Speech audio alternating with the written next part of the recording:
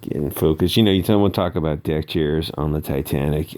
Talk about people who do not have their finger on the pulse.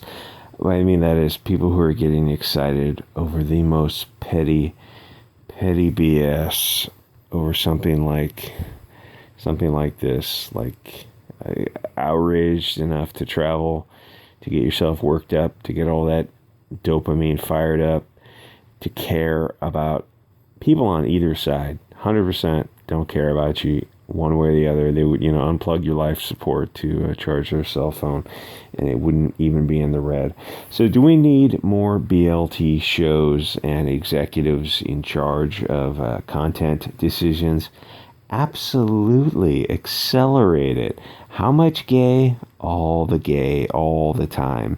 BLT, BIPOC, otherkin, furries, transracial, trans species. Everyone, they all need a seat at that table.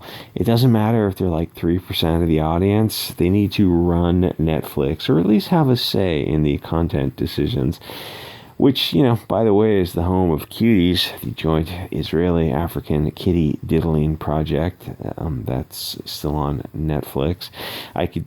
I guess, try to look up some DuckDuckGo, some image stills from that show, but I think it's literally fits the definition of child prawn, so I don't think I could legally show it, even though it's on Netflix, which is shown in the United States. How does that work? Well, I don't know. That should raise the hairs on the back of your neck and have you stacking 223 and rice more than anything else. So a bunch of useful idiots protested Chappelle at Netflix. They were shouting about how Black Lives Matter, but Dave Chappelle is, of course, black, but I guess he's not the right kind of black, or his black life doesn't matter. And the protesters are mostly deeply disturbed, mentally ill people. Black Lives Matter, just Chappelle is, for some reason, not on the plantation. Because trans jokes are off limits. Well, then that means gay jokes are going to be off limits. Then black, Mexican, Asian, Jew, whatever else. All you're going to be left with are blonde hair, Christian, Hobby Lobby, Orange County man, bad jokes, which those jokes were old in 2016. People, they kept trying to tell those jokes in the beginning of 2016, but it's like 2 months of those jokes is, okay, you've about run that well dry. So which translates to the end of comedy, which was their goal all along. A lot of people have been saying this, like the writing was on the wall probably in the 90s, but then SGWs blew up in the 90s, and then it died down again. And then after 9/11, it blew up, and they're in it to win it. So, Boy Scout motto.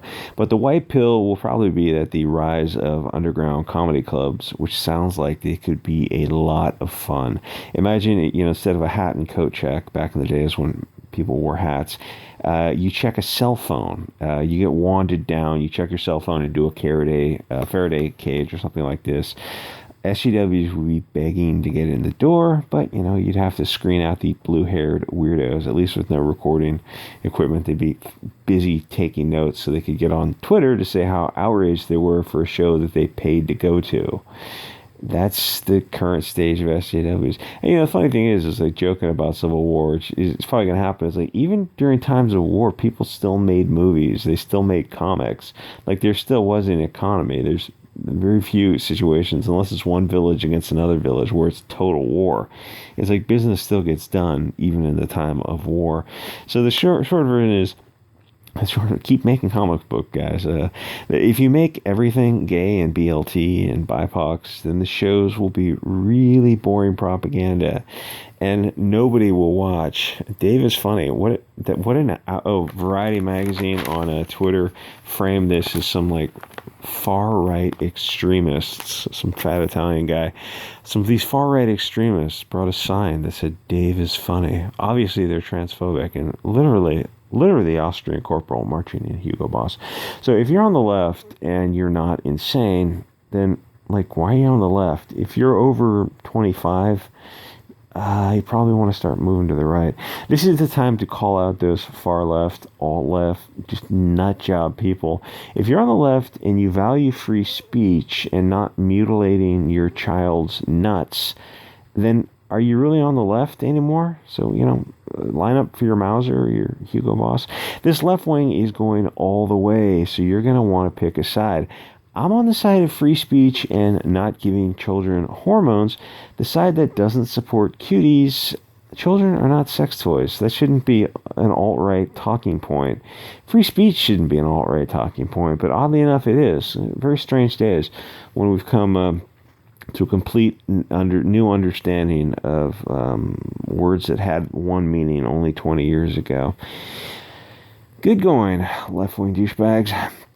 So if kids can't consent to most contracts until 18, then they can't consent to mutilating your bodies. Again, that shouldn't make you some alt-right whack job to say children shouldn't permanently mutilate themselves. I guess wait until after they're 18 or 21 or something, but really, why would you mutilate yourself? Why would you remove an organ that's going to provide you decades of not only function, but you and your partner a lot of pleasure? Like, it doesn't matter if you're gay or straight. You're talking about removing a penis that is going to give you and whatever partner you choose to partner with decades of mind-blowing orgasms. And you're choosing to remove that. That's one thing, because that's what it is. It is what it is. I can't call it what it really is.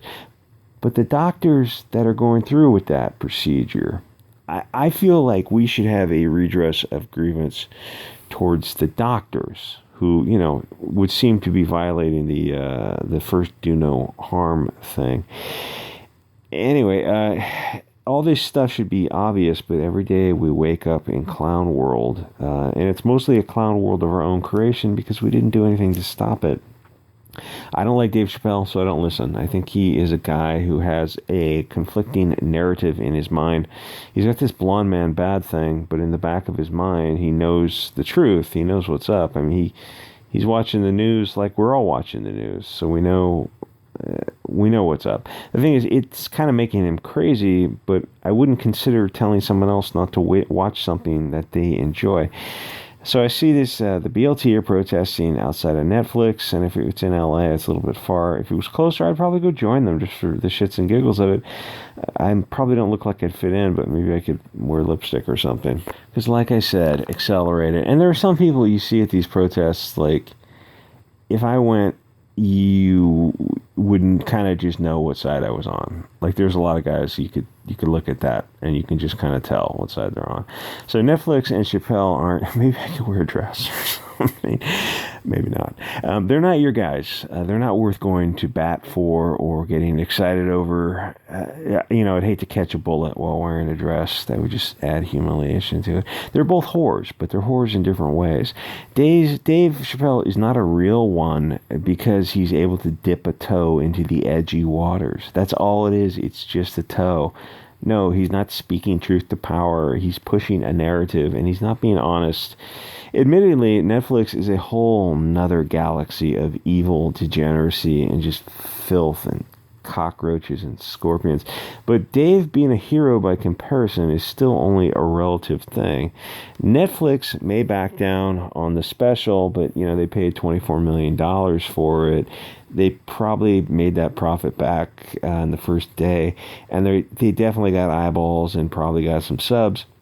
If they apologize for it, it doesn't matter. They're not going to have these alt-left BLT nut jobs make content decisions at Netflix because these are crazy people. The most they would do would be to hire a shill consultant for a paper job where they do nothing, but they get an $80,000 check per year for a few years until people stop caring, which is probably only a few months.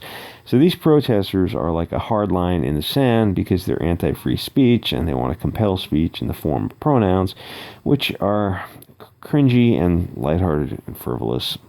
A lot of these people are borderline personality disorder, schizophrenics, or something else. If you listen to these people as a guide to producing content, you're going to end up with shows that are at the level of Batwoman, which if you haven't seen it, you can find it online. If you try to watch it, I wish you well. It's Vagrant Queen, if you've seen Vagrant Queen, and you go, oh, Vagrant Queen, that's a pretty bad show. Yeah, Batwoman is even worse. I don't know how they did that, because the budget should have been a lot bigger for a known property, but Vagrant Queen actually had better sets and better costume design. They had a lot of, like, the acting was better. Everything was better. It was just a silly premise, but the acting and the dialogue was better than Batwoman, which is like a huge, DC Warner Brothers name. You think Batman, but it's close enough to Batman to get at least eyeballs on the project. And yet it was worse. So if you try to watch it, let me know how it goes. I mean, you can almost do a watch party, but it'd be like the Star Wars holiday special. I mean, I don't think there's anything as bad as the Star Wars holiday special, except for something like Manos: The Hands of Fate, which, in my opinion, is the worst thing I've ever seen. Which is painful to watch and kind of like not Orwellian, but Cthulhuan. Who's that guy who wrote those kind of stories? There's something very disturbing about Manos: The Hands of Fate. You can see that's online too. There's a lot of crappy shows out there now that I think about it. So these alt-left nutters are bad people who will use violence to get their way. They absolutely believe in censoring speech. Yes, they feel that they have the right to censor the speech that you're allowed to hear, that they should decide what ideas that you can entertain. These mentally ill, violent people think they have the right to censor ideas. And when you say it out loud, it sounds even worse. It sounds like, doesn't it sound like slavery to you? Oh, well, no, but actually, yes. Well, then yes, it's just slavery. They want to protest Netflix, and some YouTube guys went down there to protest for free speech. Vito Chisa something, some kind of Italian name. He's on YouTube. And the thing is, I looked through his channel real quick, just like just pop culture crap. I didn't get the feeling that he was some right-wing guy, but he went to protest for free speech, which, makes you a Nazi these days. So the alt-left pro-censorship mob destroyed their signs, proving that they really are pro-censorship. These are deeply damaged, broken people, but Netflix is even worse because it's a truly a tough competition between the people protesting Netflix or Netflix itself. But Netflix is like organized corporate evil. These people are more evil, chaotic, the useful idiots, the ones who were first put up against the wall. Because, if they ever pull off a successful communist revolution, there's no room for dead weight in a communist society. And there's no room for the BLT either, except at the very, very, very top, which is, you're talking about like 5,000 to 10,000 people out of a country of 1/3 of a billion. So there's going to be a lot of people that just have to, go kind of fertilize the cornfields. My point is, these people didn't protest Cuties, which is sort of a weird flex because that is literally Epstein-Weinstein stuff. It's funny, they say they burned books, but then you look at the stuff they burned. Nowadays, it'd be stuff like Cuties, and really, could you blame them, or would you be there throwing books on the pile? People are still using the ironic joke calling the violent left the tolerant left. Mostly the left was always violent. They always had their Rosenbergs in the 50s, and oddly enough, in current year, the Rosenbergs run at BLM. That lady was just let out of prison. They were always bomb-throwing Bolsheviks. What do you think communism was? It was a mass slaughter, or at least slaughter by negligence or recklessness. I don't know what it was, but by starvation, by saying that communist dialectic predicts that a farmer will make a great school teacher and a school teacher will make a great farmer. Well, no, farming is actually a skill. It's not just a backyard farm. Even a backyard farm has got some skill to it. So, predictably, people starve to death because of incompetent communist leadership. Moses Mordecai Levy, a.k.a. can't change his name to Karl Marx, he was a sociopath. The left wing isn't tolerant. That was a lie all along. And the far left wing absolutely support banging kids. Anyway, like, comment, subscribe. I'll see you guys on the next episode.